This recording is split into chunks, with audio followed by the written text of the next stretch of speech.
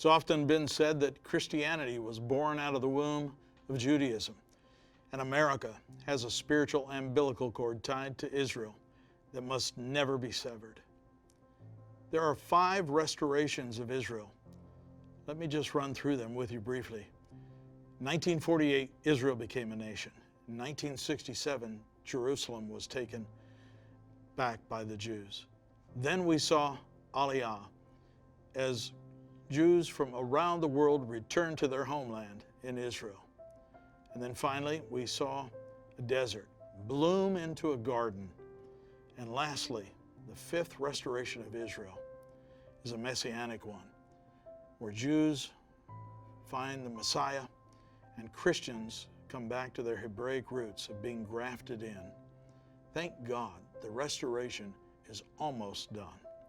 God is a God of order. As we look at coming from rebellion to redemption, there's actually a process. You see, it starts with repentance.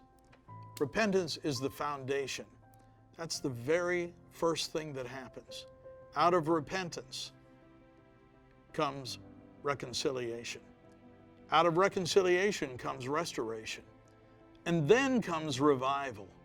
And finally, reformation. As the men in 1 Chronicles 12:32, we're called to understand the seasons or the times. I believe that God is doing 3 very specific things at this time.